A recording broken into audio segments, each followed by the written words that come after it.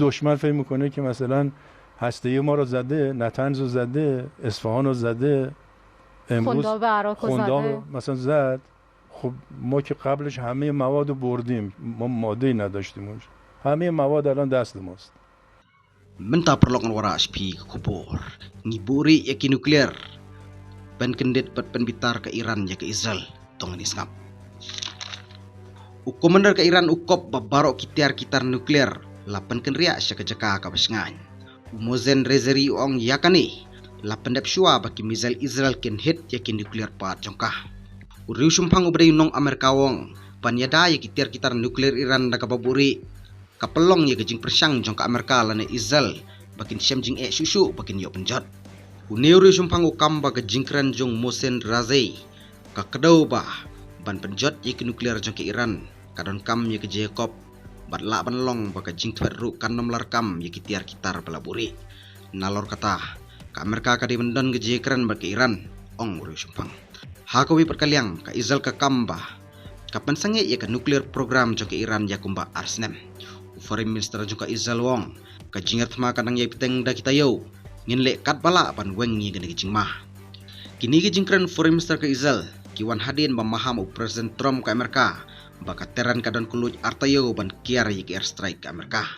Mr. President, the Iranian foreign minister this afternoon said if the U.S. is serious about negotiations that you would call up Israel and request that they stop their airstrikes. Will you make that request? Well, I think it's very hard to make that request right now. If somebody's winning, it's a little bit harder to do than if somebody's losing. But we're ready, willing, and able, and we've been speaking to Iran, and we'll see what happens. What is the thought process time to peace? Just a time to see whether or not people come to their senses. So did the Europeans help at all? He's talking with Iran. No, they didn't help. No. Iran doesn't want to speak to Europe. They want to speak to us. Europe is not going to be able to help in this. What do you support Iran being able to have civilian nuclear energy capabilities up to 3.76%? You know, they're sitting on the top of one of the largest piles of oil in the world. I just don't know why they need that for civilian work. You know, it's one thing for certain countries to say, hey, I want to have a certain amount where I can go nuclear a little bit because we need it for electricity, we need it for air conditioners, etc. But when you're sitting on one of the largest oil piles anywhere in the world, it's a little bit hard to see why you need that. Yeah.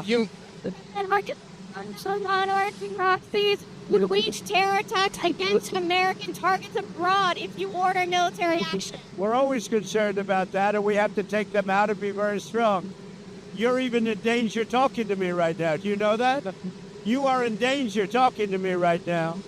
So I should probably get out of here. But you guys are actually in danger. Can you believe? Hagas nito ding kinong mikmat na United Kingdom, France bat Germany ki kendu yo nong mikmat ke Iran ha Geneva. Ki kentu yo Abbas Araghchi, Foreign Minister ke Iran, ban peteng ke jekran mat ke Amerika. Abbas Araghchi ya tu sya ke NBC News, bahadin ka meeting ka Iran kampat penkre ban yakran bat ke Amerika.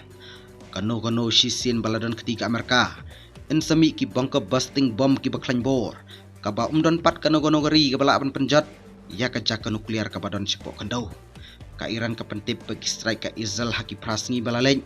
Kila penyap ars pa arp sangut ki breu. Arp sangut ki breu ki balayap ha Israel.